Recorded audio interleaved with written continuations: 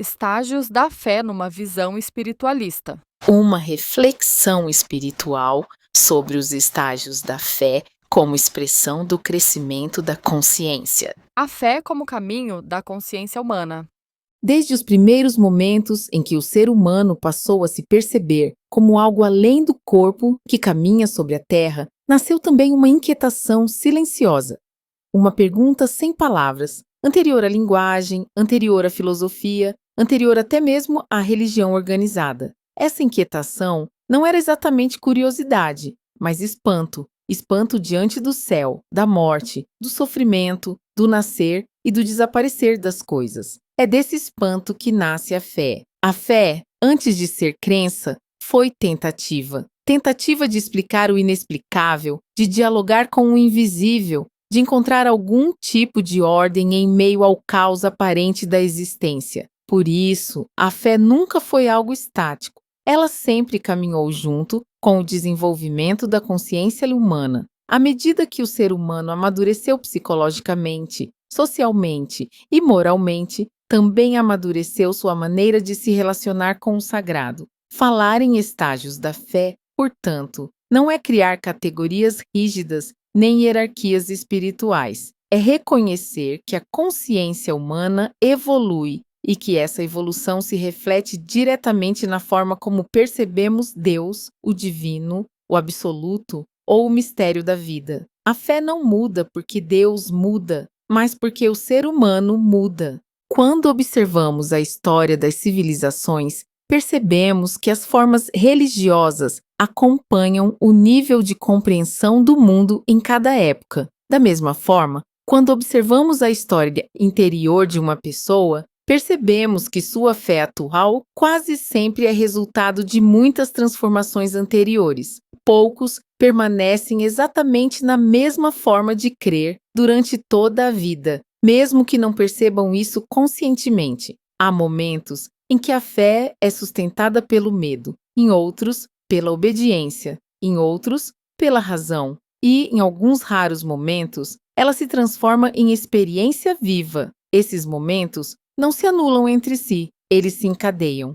A fé, assim como a consciência, aprende caminhando. Antes que existissem sistemas filosóficos ou teológicos, o ser humano já vivia uma espiritualidade espontânea. A natureza não era apenas cenário, mas presença ativa. O vento, a chuva, o fogo, os animais e os ciclos da terra eram percebidos como manifestações de forças maiores, invisíveis, muitas vezes incompreensíveis. A vida era frágil, a morte constante. A imprevisibilidade da natureza colocava o ser humano em uma posição de vulnerabilidade profunda, e é exatamente dessa vulnerabilidade que nasce o primeiro estágio da fé. Nesse momento inicial, a fé não é escolha consciente, é reação instintiva. É tentativa de sobrevivência psíquica diante de um mundo ameaçador. O ser humano precisa acreditar que existe algum tipo de ordem,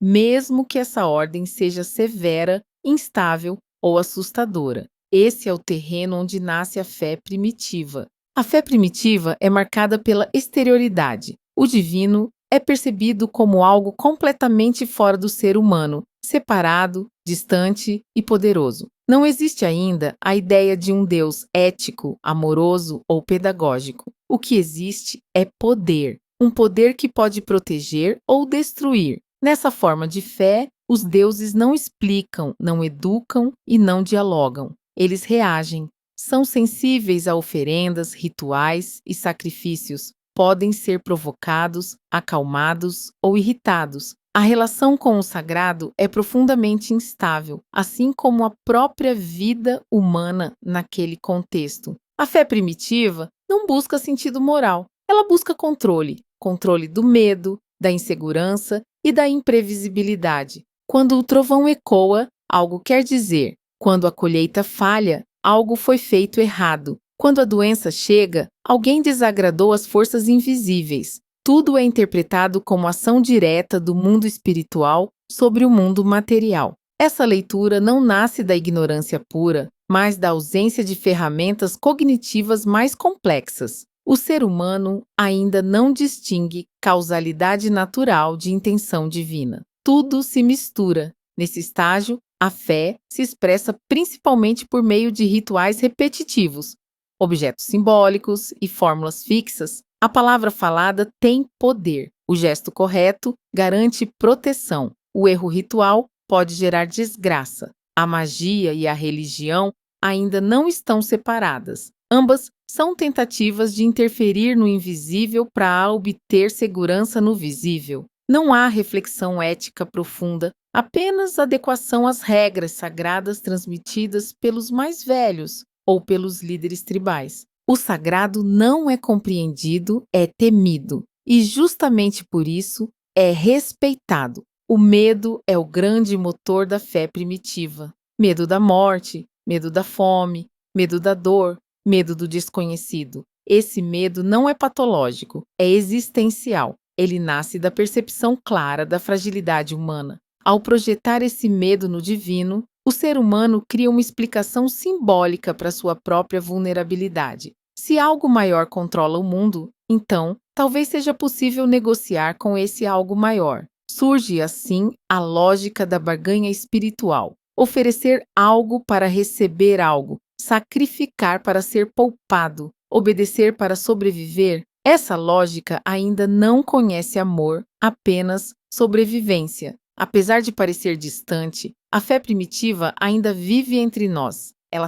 apenas mudou de forma. Sempre que o sagrado é tratado como força caprichosa, sempre que a espiritualidade é vivida com medo constante de punição, sempre que objetos, palavras ou rituais são vistos como mágicos em si mesmos, esse estágio se manifesta novamente. Mesmo em contextos religiosos sofisticados, a fé primitiva pode ressurgir quando a consciência retorna ao medo. Em momentos de dor extrema, muitos recorrem instintivamente a esse tipo de relação com o divino, buscando proteção imediata, mesmo sem compreensão. Isso mostra que os estágios da fé não são apenas históricos, eles também são emocionais e existenciais. Com o tempo, a fé baseada apenas no medo começa a se tornar insuficiente. O ser humano percebe que nem sempre os rituais funcionam, que nem sempre os bons são protegidos e que nem sempre os maus são punidos. Surge, então, uma fratura interna. A fé primitiva já não explica tudo. E quando a fé deixa de explicar, a consciência começa a procurar algo novo. Essa procura não é negação do sagrado, mas aprofundamento. O medo começa a dar lugar à necessidade de sentido. E é nesse ponto que o primeiro estágio começa a se transformar no segundo. A fé imatura quando Deus se torna Pai, lei e promessa. Quando a fé primitiva começa a se mostrar insuficiente, algo muito sutil acontece no interior da consciência humana. O medo absoluto já não explica tudo. A simples ideia de forças invisíveis caprichosas não responde às perguntas mais profundas que surgem com o amadurecimento da vida em sociedade. O ser humano passa a viver em grupos maiores, cria normas, organiza relações, estabelece limites morais e, naturalmente, projeta essa nova organização também no sagrado.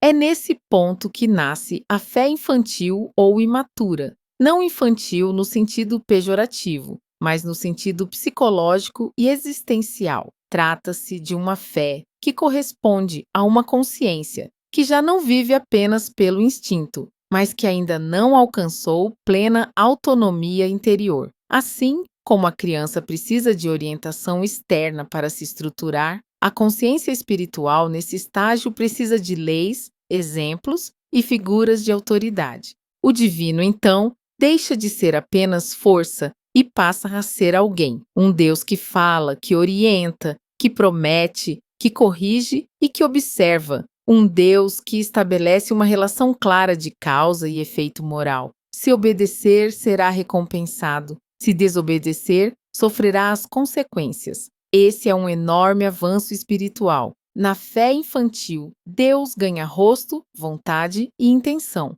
Ele não é mais apenas um mistério distante, mas uma presença ativa na história humana. Surge a ideia de um Deus que caminha com o povo, que intervém nos acontecimentos, que escolhe, protege, orienta e, quando necessário, pune. Essa imagem aparece com força nas grandes tradições monoteístas e em muitas outras formas religiosas organizadas. Deus, agora, ensina por meio de narrativas, leis e mandamentos. A espiritualidade deixa de ser apenas ritualística e passa a ser moral. O bem e o mal começam a ser definidos não apenas pelo resultado imediato, mas por princípios. Ainda são princípios externos, mas já representam um grande passo no amadurecimento da consciência. A fé infantil cria, e assim, um senso de pertencimento. O indivíduo não está mais sozinho diante do universo. Ele pertence a um povo, a uma tradição,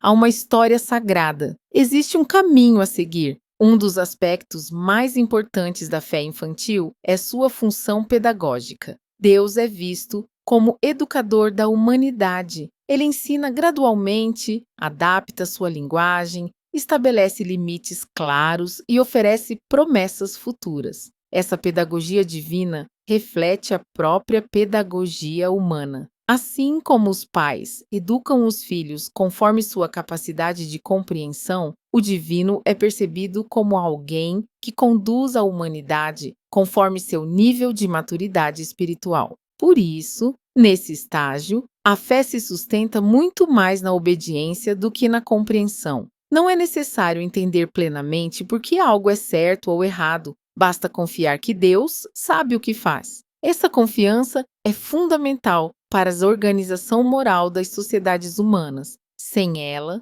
o caos retornaria. Na fé infantil, a relação com o divino é essencialmente vertical. Deus está acima, o ser humano está abaixo. Deus ordena, o ser humano obedece. Essa hierarquia não é vista como opressiva, mas como necessária. O indivíduo sente-se protegido ao saber que existe uma autoridade maior que governa o mundo. Mesmo quando não entende o sofrimento, acredita que ele faz parte de um plano maior, ainda que misterioso. Essa postura gera conforto emocional profundo. Em momentos de dor, a fé infantil oferece explicações simples, porém consoladoras. Deus sabe, Deus vê, Deus recompensará. Para muitas pessoas, essa forma de fé é suficiente por toda a vida. A ideia de recompensa e punição é central nesse estágio. Ela não nasce de crueldade divina, mas da necessidade humana de compreender a justiça em termos simples. O mundo precisa fazer sentido.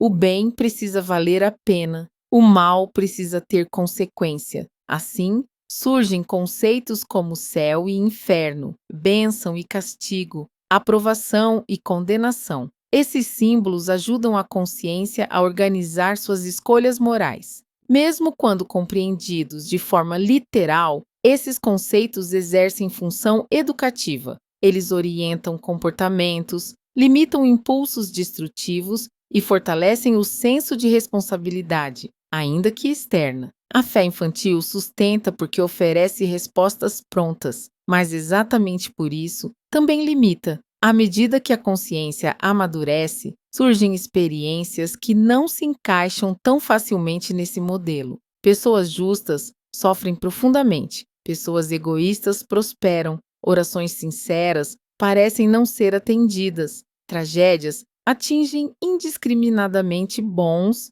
e maus. Quando isso acontece, a fé infantil começa a balançar. A lógica simples de recompensa e punição já não explica a complexidade da vida. Esse momento é delicado. Muitos vivem uma intensa culpa, acreditando que falharam espiritualmente. Outros se revoltam, sentindo-se traídos por Deus. E há ainda aqueles que silenciam suas dúvidas por medo de errar. Mas, na verdade, esse desconforto é sinal de crescimento. Na fé infantil, a dúvida é vista como perigo. Mas, do ponto de vista do amadurecimento espiritual, a dúvida é necessária. Ela indica que a consciência já não se satisfaz com explicações simplistas. A pergunta começa a ecoar internamente.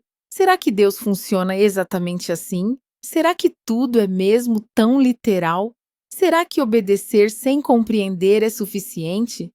Essas perguntas não negam a fé, elas a aprofundam. O problema surge quando a tradição religiosa não permite esse questionamento. Quando pensar é proibido, a fé se cristaliza e aquilo que deveria conduzir à liberdade interior passa a gerar medo e repressão. Quando a fé infantil não evolui, ela pode gerar efeitos psicológicos difíceis. A culpa torna-se constante. O medo de errar paralisa. A pessoa passa a depender excessivamente de autoridades espirituais para decidir sua própria vida. Nesse ponto, a fé deixa de ser fonte de crescimento e passa a ser fonte de sofrimento. Deus deixa de ser abrigo e passa a ser ameaça. O amor divino é ofuscado pela expectativa constante de julgamento. Paradoxalmente, isso não acontece porque a fé é profunda demais, mas porque ela não amadureceu o suficiente. Toda consciência que amadurece espiritualmente passa, em algum momento, por uma ruptura com a fé infantil. Essa ruptura pode ser suave ou dolorosa, consciente ou confusa, mas ela é inevitável para quem continua buscando. Alguns confundem essa fase com perda da fé e abandonam completamente qualquer espiritualidade. Outros permanecem presos, reprimindo suas dúvidas, mas há aqueles que percebem que o problema não é Deus, e sim a forma como aprenderam a concebê-lo. Esses começam a buscar um novo modo de crer, um modo que dialogue com a razão, com a ética consciente e com a experiência real da vida. É nesse ponto que nasce o terceiro estágio da fé. A fé raciocinada, quando a consciência aprende a pensar o sagrado. Chega um momento, no amadurecimento espiritual, em que o ser humano percebe, ainda que de forma vaga, que já não consegue sustentar sua fé apenas na obediência ou na tradição recebida. Algo dentro dele pede coerência. Não uma coerência fria ou meramente lógica, mas uma coerência existencial. As perguntas se tornam mais profundas, mais persistentes, e já não podem ser silenciadas com respostas prontas. A fé raciocinada nasce exatamente desse ponto de inflexão, não como negação do sagrado, mas como tentativa sincera de compreendê-lo. É o estágio em que o indivíduo se recusa a acreditar por medo, mas também se recusa a abandonar a dimensão espiritual da vida. Ele quer entender, e quer entender honestamente. Nesse estágio, a fé deixa de ser herança e se torna escolha consciente. Uma das primeiras transformações profundas da fé raciocinada é a mudança na relação com a autoridade espiritual. Textos sagrados, líderes religiosos e tradições continuam tendo valor, mas deixam de ser absolutos. Eles passam a ser referências, não prisões. O indivíduo compreende que toda linguagem religiosa é simbólica, condicionada pelo tempo e pela cultura. Isso não diminui sua importância, mas impede que seja confundida com a realidade última. Aqui, a fé já não se sustenta porque sempre foi assim, mas porque faz sentido à luz da razão e da experiência. Durante séculos, a razão foi apresentada como inimiga da fé, mas, na fé raciocinada, essa oposição se dissolve. A razão deixa de ser ameaça e passa a ser instrumento de purificação da fé. Pensar não afasta o sagrado. Pensar remove projeções, medos infantis e imagens distorcidas. A razão não explica tudo, mas ajuda a separar o essencial do acessório. Nesse estágio, o indivíduo começa a perceber que muitas ideias atribuídas a Deus são, na verdade, projeções humanas.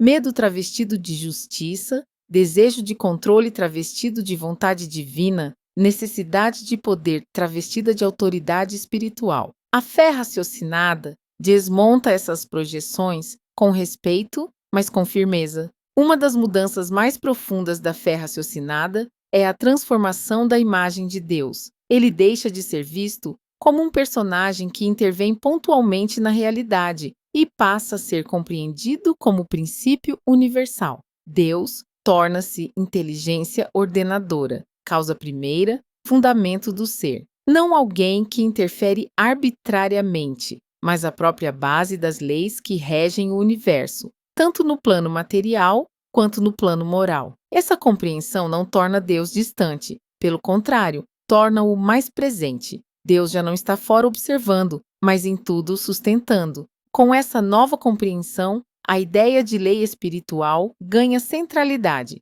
O universo deixa de ser visto como campo de recompensas e punições arbitrárias e passa a ser percebido como um sistema de consequências naturais. O sofrimento já não é castigo, é resultado de escolhas, de processos coletivos, de ignorâncias acumuladas, de aprendizados ainda não assimilados. Essa visão é profundamente libertadora, mas também profundamente exigente. Ela retira do indivíduo a possibilidade de terceirizar sua responsabilidade. Não há mais a quem culpar. Cada um colhe, cedo ou tarde, aquilo que semeia, não por punição divina, mas por coerência universal. A fé raciocinada substitui o medo pela consciência. Nesse estágio, a ética deixa de ser obediência cega e passa a ser escolha lúcida. O indivíduo faz o bem não porque teme a punição, mas porque compreende as consequências de suas ações sobre si e sobre o outro.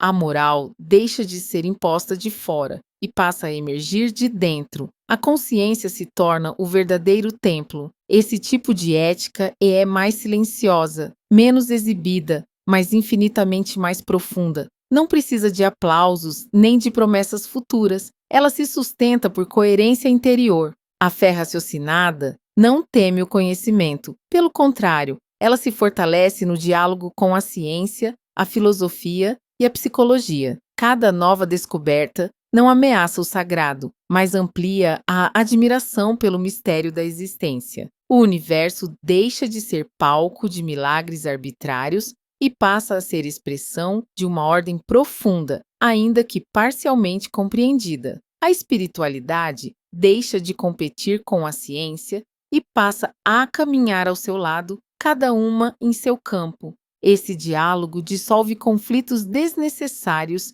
e permite que a fé respire. Apesar de seus avanços, a fé raciocinada carrega um risco sutil, o de se tornar excessivamente intelectual. Quando tudo é explicado, analisado e classificado, pode faltar espaço para o silêncio, para o assombro e para a experiência direta. A razão ilumina, mas não abraça. Ela esclarece, mas não consola. Em algum ponto, o próprio raciocínio percebe seus limites. Ele compreende que há dimensões da realidade que só podem ser vividas, não pensadas. A fé raciocinada cumpre seu papel quando prepara o indivíduo para algo além dela mesma. Quando, após compreender o máximo que pode, a consciência percebe que o essencial não se revela por conceitos, mas por presença. Esse reconhecimento não é derrota da razão, mas sua maturidade. Nesse ponto, o pensamento naturalmente se aquieta,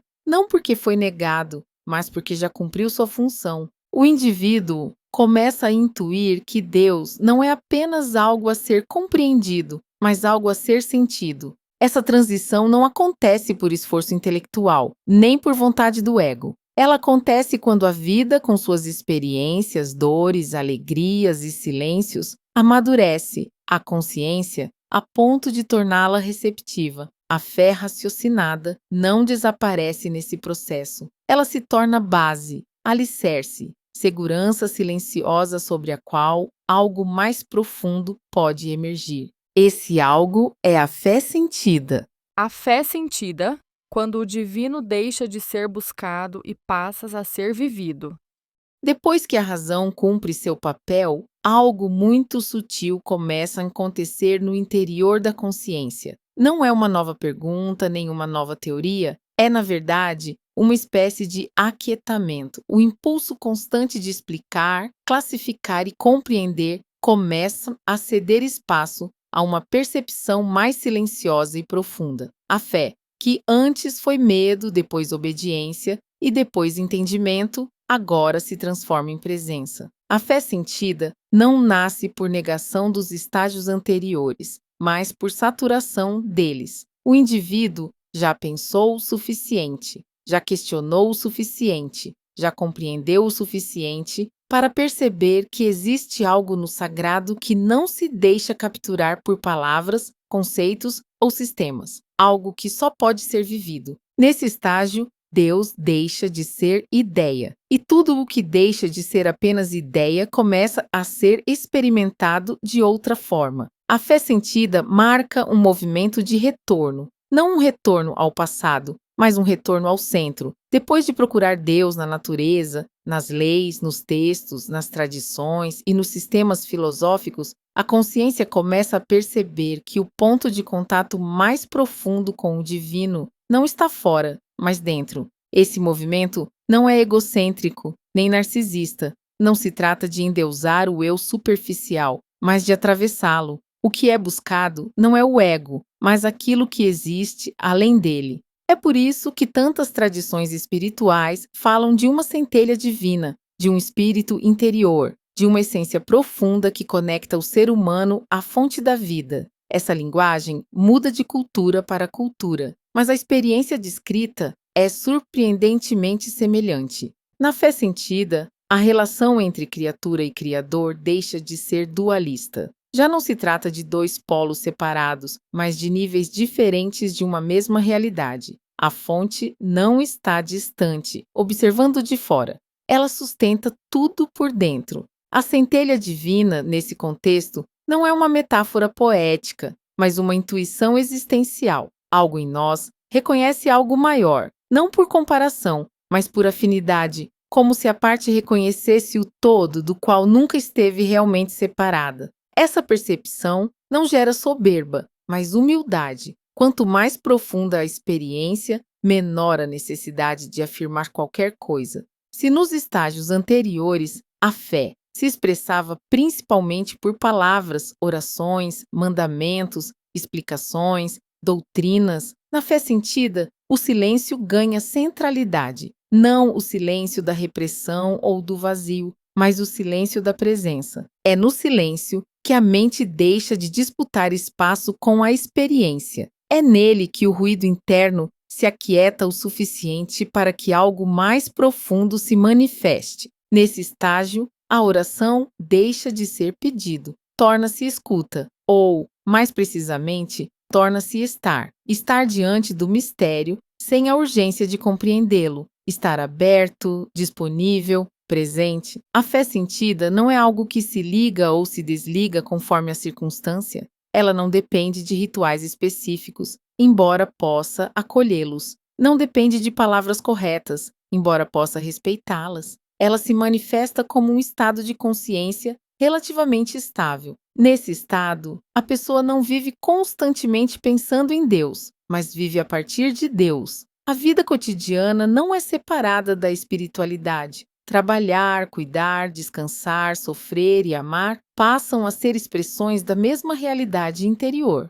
Não há mais necessidade de provar nada a ninguém. A fé deixa de ser discurso e se torna modo de ser. Uma das transformações mais profundas da fé sentida é a mudança na relação com o amor. Nos estágios anteriores, amar é dever, escolha moral ou ideal a ser alcançado. Aqui, o amor surge como consequência natural da percepção da unidade. Quando a separação diminui, a compaixão aumenta. Quando o outro deixa de ser percebido como estranho ou ameaça, o cuidado surge espontaneamente. Não porque alguém mandou amar, mas porque já não faz sentido não amar. Isso não significa ausência de conflitos ou emoções difíceis. Significa apenas que, mesmo em meio a eles, existe um fundo de compreensão que impede a desumanização do outro. A fé sentida não elimina o sofrimento, mas transforma radicalmente a relação com ele. A dor já não é vista como punição nem como falha espiritual. Ela é reconhecida como parte da condição humana, parte do processo de amadurecimento da consciência. Nesse estágio, o sofrimento deixa de ser interpretado apenas em termos pessoais. Ele passa a ser compreendido dentro de um contexto maior, onde tudo está em movimento, em aprendizado, em transformação. Isso não gera indiferença, mas profundidade. A dor é sentida, mas não absolutizada. Ela não define o sentido último da existência. É importante esclarecer que a fé sentida não é fuga da realidade. Quando mal compreendida, ela pode ser confundida com alienação, escapismo ou negação dos problemas concretos da vida. Mas isso é apenas aparência. A verdadeira fé sentida torna a pessoa mais presente, não menos, mais responsável, não mais passiva, mais sensível à dor do mundo, não indiferente a ela. Quanto mais profunda na experiência interior, maior o compromisso ético com a vida concreta. Outro fruto natural da fé sentida é a superação do sectarismo. Quando o indivíduo experimenta o sagrado como presença viva, ele reconhece essa mesma busca em diferentes tradições, linguagens e caminhos. As religiões deixam de ser vistas como rivais e passam a ser reconhecidas como mapas diferentes, apontando para a mesma realidade essencial. Nenhum mapa é o território, nenhuma linguagem esgota o mistério. Essa percepção não relativiza tudo, mas relativiza o ego religioso, e isso traz profunda liberdade interior. A fé sentida não pode ser forçada, mas pode ser cultivada. Algumas atitudes interiores favorecem seu amadurecimento ao longo do tempo. O cultivo do silêncio consciente não como técnica rígida, mas como espaço de escuta interior. A observação honesta de si mesmo, sem culpa e sem auto-engano. A vivência ética no cotidiano, especialmente quando ninguém está observando. O desapego gradual de imagens fixas e rígidas sobre Deus. O serviço simples e desinteressado, que dissolve o ego sem esforço. Essas práticas não criam o sagrado, elas apenas removem os obstáculos que impedem sua percepção. Integração dos estágios. Ao final do caminho, algo se torna claro. Os estágios da fé nunca foram inimigos entre si. Cada um cumpriu uma função específica no amadurecimento da consciência. A fé primitiva ensinou o respeito diante do mistério. A fé infantil ensinou valores, limites e pertencimento. A fé raciocinada ensinou responsabilidade e discernimento. A fé sentida ensina presença, unidade e amor vivido. O erro não está em atravessar esses estágios, mas em absolutizar qualquer um deles. Da crença à presença. A fé começa como medo, amadurece como crença, aprofunda-se como compreensão e floresce como presença. No início, buscamos Deus para sobreviver, depois, para sermos guiados, depois, para entender, e finalmente, percebemos que Ele nunca esteve distante. A fé sentida não encerra o caminho, ela apenas o torna mais silencioso, mais simples e mais verdadeiro. Já não buscamos respostas para tudo. Aprendemos a habitar o mistério, e nesse habitar, algo se revela sem palavras. A fonte que procuramos, fora, sempre pulsou dentro. E a fé, no fim, não foi outra coisa senão o lento aprendizado de reconhecê-la. Este é um conteúdo de visão espiritualista integradora, que compreende a fé como um processo de amadurecimento da consciência humana, dialogando com a filosofia, a psicologia e a experiência espiritual, sem se prender a dogmas ou instituições religiosas. Por favor, valorize o nosso trabalho. Curta, inscreva-se, comente e compartilhe com quem precisa dessa mensagem. Assista nossas playlists, temos um vídeo que pode te apoiar a transformar sua vida. Muito obrigada!